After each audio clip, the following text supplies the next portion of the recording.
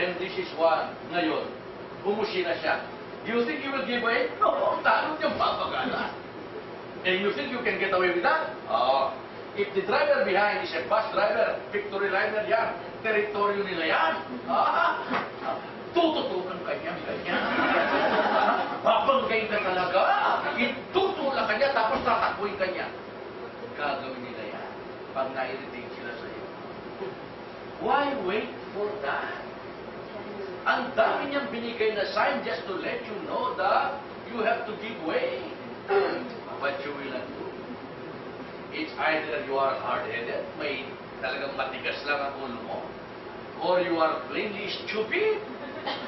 Isipin mo na lang, bakit kaya walang tao dito? Isipin mo na lang. Kasi dapat pati ikaw wala dyan. You are not supposed to be there. You have to clear this number one lane. Pwede ka naman pabalik-balik, but let those fast-moving vehicles go ahead. But you will not do. Sasarlinin mo yung kalsada. You block everybody. And this is one of the first things that you have to realize. You have to accept. The moment you become a driver, you have to accept that Filipinos, generally speaking, are not fortune drivers. We don't follow road courtesy. Unless you can accept that, do not be a driver. Why? Talagang pahartatak kayo. However, sometimes, you can see the discourtesy of these taxi drivers, jeepney drivers. You can see the fault of another person, but you don't see your fault. Now, if somebody asks, what are these road courtesies? How can you be a courteous driver? Like at home, how can you be courteous with your parents? You ask permission every time you leave the house. If you expect some visitors, advise them. If you expect to be late, call them. So when we say courtesy, giving consideration to others in any form, that is courtesy. Giving consideration to others. Now, how do you know if you are a courteous driver or not? We will cite one example so you will know how to be a courteous driver. And this is a typical problem in the Philippines, along intersection area. 5 o'clock in the afternoon, rush hour. Everybody start to, coming from the office, rushing home. Ang traffic, siyempre, observe this car. Under the law, if there is no space for you on the other side, you are not supposed to block the intersection. Always keep the intersection open. You have to stop before the intersection. But a typical Filipino driver will not stop here. He will stop right there at the middle and hindi siya titingin. Bakit hindi ka makatingin? Bakit hindi ka makatingin? Kasi lahat ng tao nakatingin sa iyo. Lahat ng mata nakatingin sa iyo. Yeah. Now, if there is a policeman or a MMDA person manning the intersection, upon seeing you blocking the traffic, by instinct, he will approach your car. Oy, bakit ka na dyan? Bakit hindi ka tumigil dyan? Dito. Hindi ka mo nasasagot niya. Kasi baka mag-go eh. Mag-go dapat nandito ako sa point dito eh. Pag nandun ako, malayo ako. Kaya dapat nandito. Eh, hindi pa nga go eh. Baka nga mag-go. Eh, paano ito? Hindi sila makakatabi dahil nandiyan ka. Eh, ako din. Alangan na nakatabi sila, ako hindi pa. Dapat sabay-sabay kami tatawid. Isang oras, hindi ko marawang traffic dito. Dahil ang linya mo, matraffic dito. Ito, walang traffic dito. Na-delay ng isang oras yung mga tao dito dahil ikaw nandun, ayaw mo umalis. Ikaw ba kung may ibalik ka, hindi mo babaralin dito? Tris ka! Napatayin mo talaga yan. Kaya talaga mong katarpakan yung ginagawa niya. Bakit mo kami didelay dahil nandiyan ka lang? Legally, you are not supposed to be there. So sometimes, you can also understand yung mga nagpapaputok ng balat sa kalsada. We have an old saying, kung hindi ka makatulog, magpatulog ka naman. Eh, ito, matraffic ka eh. Kasi sila, wala pa uwi mo sila. May pamilya sila. Hindi. Sabay-sabay tayo matutulog. Hindi thing that can happen to you in an intersection. That is discourtesy. That is selfishness. You are just thinking about yourself. You are inconsiderate. Please never do that. And you can feel it deep inside you. Kahit na lumalabang ka, nakakahiya ang ginagawa mo. Kaya nga hindi ka makatingin eh. Alam mo mali naman ang ginagawa mo eh. But don't worry. Do not think only Filipinos are like that. Everywhere you go, the moment you become a driver, you can really determine by just watching a driver, you can determine the education, the breeding, the character of this person by the way he drives his vehicle. Several years ago in the United States, there was an examination given by a top doctor to determine whether American drivers, in comparison with other nationalities, are really courteous drivers or not. Considering, as Filipinos, we look at them as our model. And to check that, the doctor gave only one question. What was the question? This is a 20-mile route. Dirt road. Dusty road. Maalikabok na kalsada. Okay? You are car number one. Naturally, every time you press your gasoline pedal, you are generating dust. And the dust that you generate is being eaten by the driver behind. The question was, if you are car number one, how can you show to car number two that you are a courteous driver? There were 100 applicants for this examination, and individually, they gave all kinds of answers. The first answer was, I will decrease my speed, so I will generate less dust, so the driver behind will be eating less dust. That was the first answer. The second answer was, I will increase my speed, although I'm generating more dust. By the time you reach the place, the dust is not there anymore. All kinds of answers. And yet, according to the good doctor, out of these 100 applicants, there was only one who got the correct answer. What is the answer? Since this is a 20-mile route, after 10 miles, I will stop my car and let him pass. Naturally, he will ask me, why do you stop? Are you in trouble? Can I help you? No, please move over. Hati tayo sa alikabok. You have been eating my dust for the last 10 miles. Please move over. It's my time to eat your dust. Do you think you can do that? We experience this in the provinces. Yung maalikabok na kalsada, walang gustong mahuli. Dahil pati buhok mo mamumuti lahat yan. But remember, you are not the only one that is not willing to eat that dust. So the moment you become a driver, every time you have the opportunity to show to everybody that you are a courteous driver, please show it. Because sometimes it is also nice to be receiving the same courtesy. The problem with that, generally speaking, gusto mo lahat ng tao mabait sa'yo. Pero ikaw hindi ka naman mabait. Ikaw mabait naman sila, reciprocate. Life is like that. Give and take lang naman yan. So please, the moment you become a driver, be a courteous driver. Kung hindi sila mabait, pabayaan mo sila. But at least, always follow road courtesy.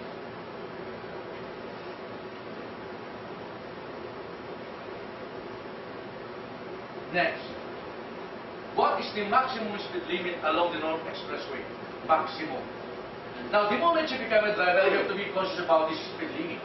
Both sides of the highway, you can see a posted sign of 100 kph maximum speed. Legally, if you go beyond 100, that's a reckless driving violation, over speeding. In most developed countries, especially the United States, they are so strict about overspeeding. The moment the sun is 50 miles per hour, and you are all alone in an isolated area, a deserted area, a snow area, you think you are all alone, so the tendency now is you increase your speed. Without knowing it, A patrolman is like hiding behind a building, behind a big tree. He will just point a small gun, a small radar. It shows in the radar the speed of your vehicle. Or you will just be passing with hidden camera, monitoring the traffic flow, may spot ka diyan.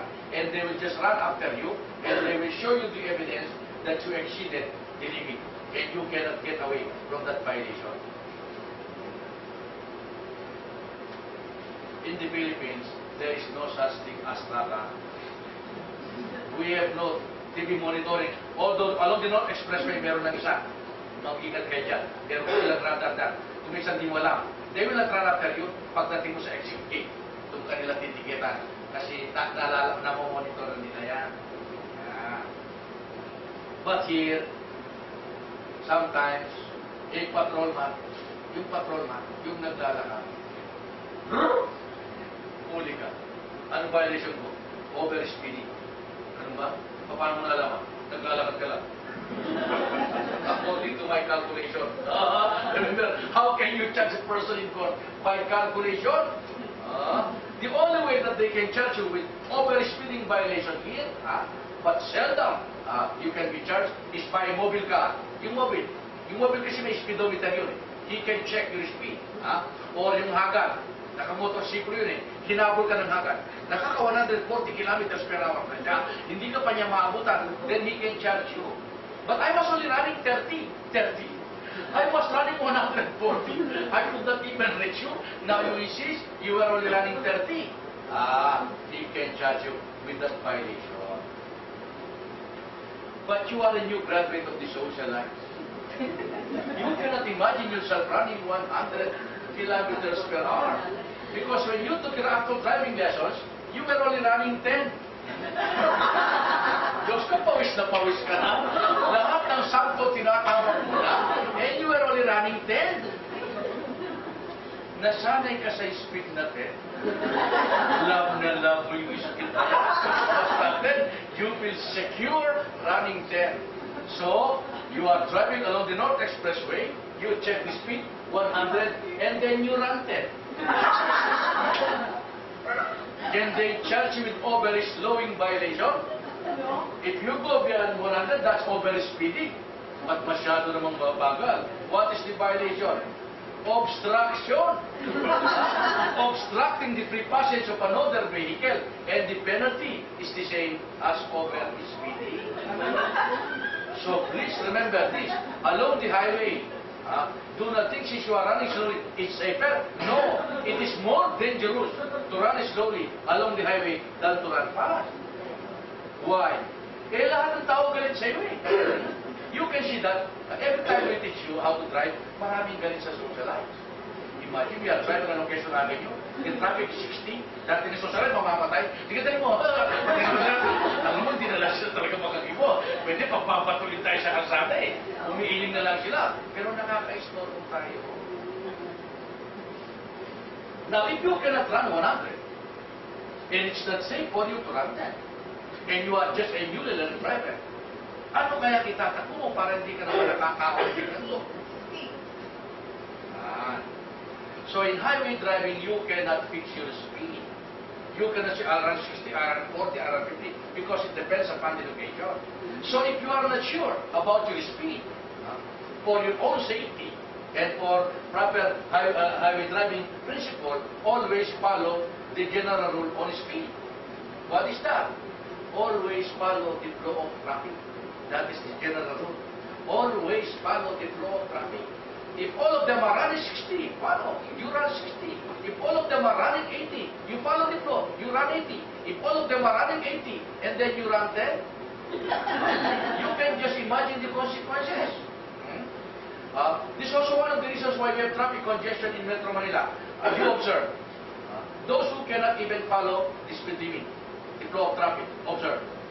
From any point, going to Quiapo, the traffic flow is 40, 60. And then in front of you, a passenger jeep, the passenger announced, para. Do you think the jeepney driver will take the service road to unload this passenger? He will stop right there at the middle of the road just to unload one passenger. Siyempre, pag tumigil ka, lahat ng sasakyan sa likod ng jeep nito, nakatigil sila na. Naibigay pa ng 100 yung pasero. Sinusuklihan ka ng kalimat, di ba? Tapos saka pa lang siya makakababa. And yet, after this jeep, there is no traffic. So, lahat ng tao nagbababa Santo Domingo. So, umaabot hanggang doon sa Arneta ang traffic. But after Santo Domingo, there is no traffic. Dahil nagbababa sila riyan. Now, who is the one at fault here?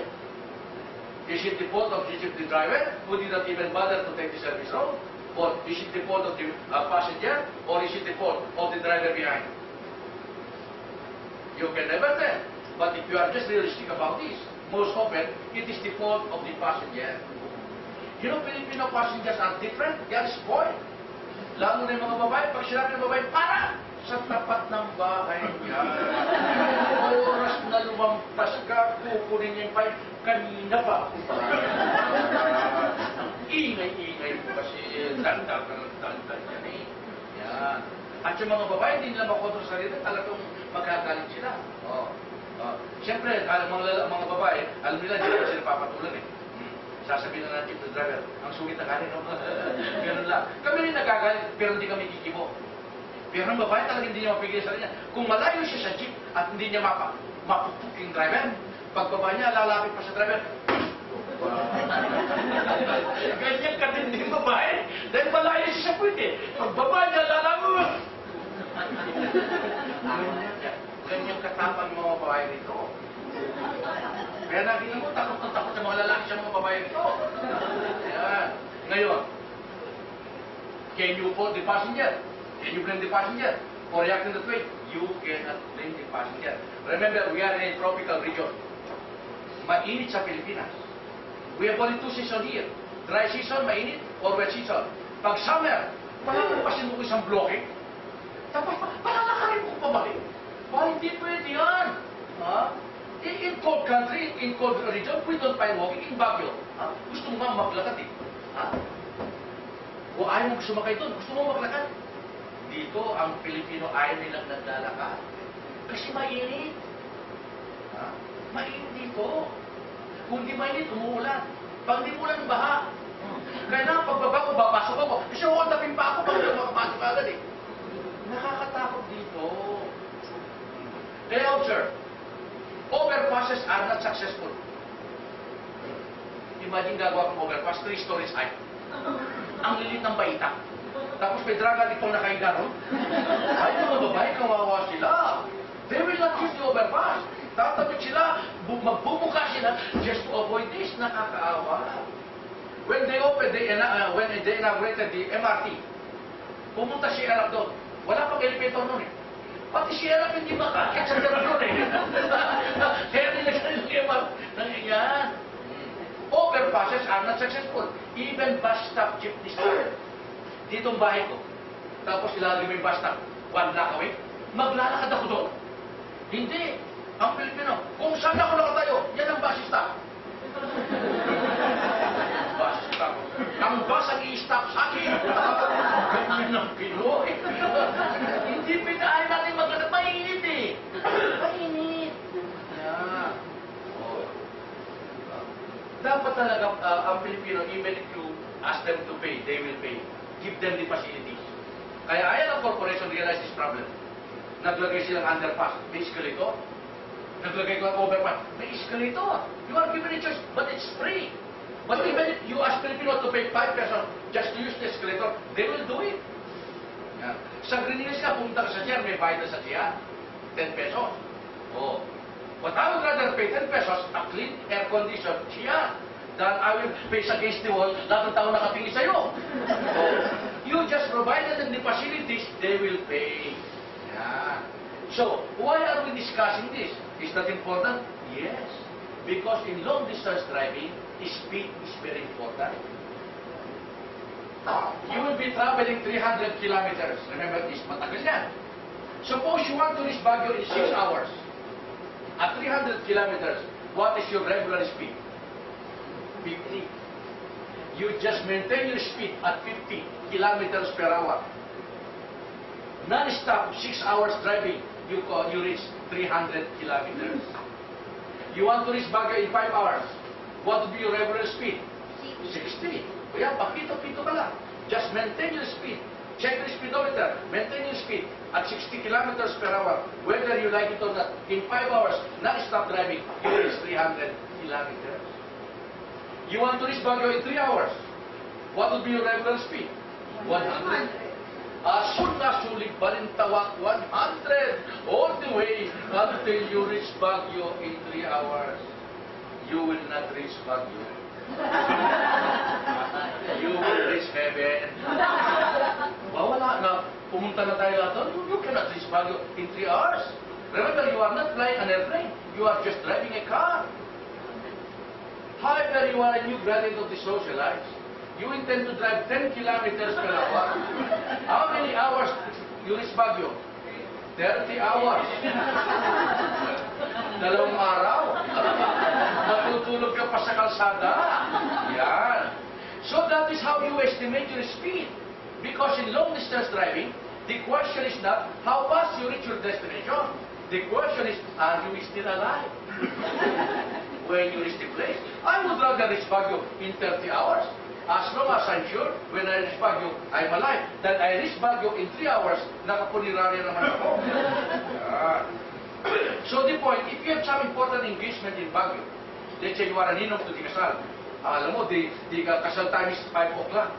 Ano kaya po sa alis ako ng Manila, so by 5 o'clock, I'll be in Baguio.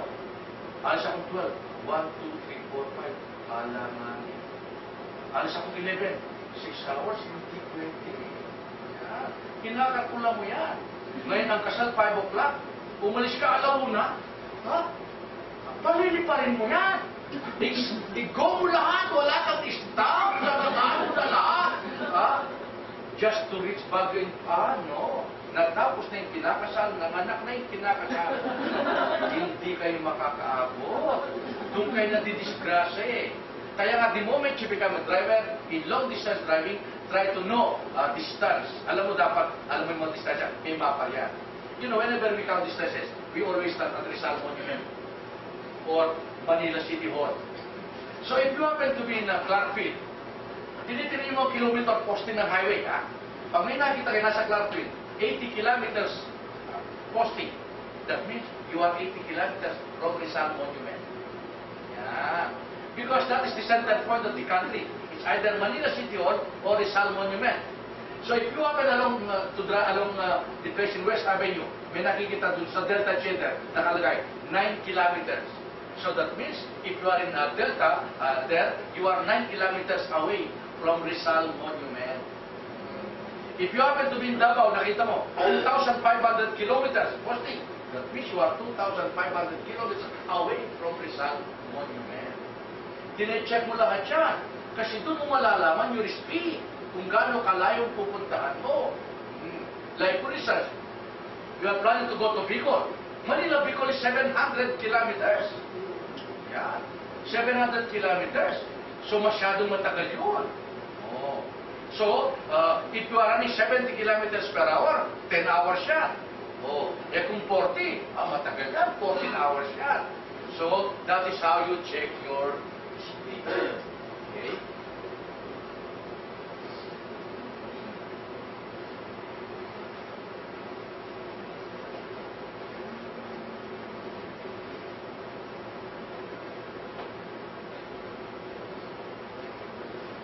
You are now approaching the exit gate. How do you know you are approaching the exit gate? You can feel vibration in your tires. They put that 1 kilometer before the exit gate. Grrr, tutunog ang gulong mo. Mga warning sign yan na you are now 1 kilometer away from the exit gate. Baka makatulog ka, exit gate na pala, diniretso mo, giniba mo lahat ang exit gate doon. Hindi kaya may mga warning sign. Tapos, after a few meters away, to wake you up, no, you have to pay toll gate, you have to prepare your money. So, para safety devices yan. Okay? So, you pay the toll gate. And then you exit. And this is the start of your big problem now. Driving along the North Expressway or South Superhighway, it's so exciting, it's so thrilling. Because it's a one-way road.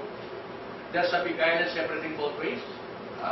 You can swerve left or right. You don't even check the oncoming vehicle because there is none. Yeah. Both sides of the highways is fenced precisely to prevent carabaos, animals, pedestrians crossing the intersection. So you are not worried to increase your speed because you know there will be no pedestrian crossing the highway. And both sides of the highway is planted with these beautiful acacia tree, agoho trees, and eucalyptus trees. Kaya ang sarap, lalo na ngayon, talagang hanggang gusto mo, ang sarap i-drive. But when you exit, you are back in Tondo. Parang nasa Tondo ka, two-way road na yan. Salubungan yan. That is the MacArthur Highway. Unless they open the new extension, it is from that exit gate up to Hacienda Luisita. By the time we can reduce speed again from 30 minutes time. But in the meantime, yun lang muna. So, after the exit, that is the MacArthur Highway. Salubungan siya. And the most dangerous part in highway driving is overtaking. In your case, as a student driver, you have not yet experienced the proper way of overtaking. Because when you took your actual driving lessons, you seldom overtake. Ikaw lahat ang ino-overtake. Ikaw lahat ang ino-overtake. But you don't overtake. Kung isa nag-overtake ka ng kalesa, tuwan-tuwa ka na. Nag-overtake na ko. Tinetext mo na lahat sa mga kamag-anak mo. Nag-overtake ka na. Oh. Kung isa nakalampas ka ng jeep, nakatigil naman yung jeep. You're excited ka na. For you, that's already an accomplishment. Yeah. Now, along the highway, whether you like it or not, you will be forced to overtake. Can you imagine, if what is in front of you is a sugarcane truck, full of sugarcane, running slowly, and you are afraid to overtake. So you have to follow the sugarcane truck hanggang mawala siya. And kung di siya nawala, ito ka na lang sa likod niya all throughout. Yan. So that is our main topic now. Most important topic is overtaking. You are car number 2. In front of you is a slow-moving vehicle. How do you know if you can overtake or not? Yeah. What are the things to check? Imagine, pag nag-overtake ka, ano ba tine-check? Sabi siya, I'll check the oncoming vehicle. Tinignan mo wala. Can you overtake? So that is not the primary consideration. That's only secondary. Some will say, I'll check if there are vehicles behind. There are no vehicles behind. It is that the two of you there. Can you overtake? Some will say, I'll check if there's a policeman watching us. Wala rin. Can you overtake? No. So what's the first thing you check? Delay. Suppose the color of the lane is solid, double solid yellow line. Meaning what? No overtaking. So even everything is clear, according to the lane, you cannot overtake. So you should know the different kinds of lanes. And what are these? One, broken white line. This is the common line that you see along EDSA, along Quezon Avenue. Broken white line.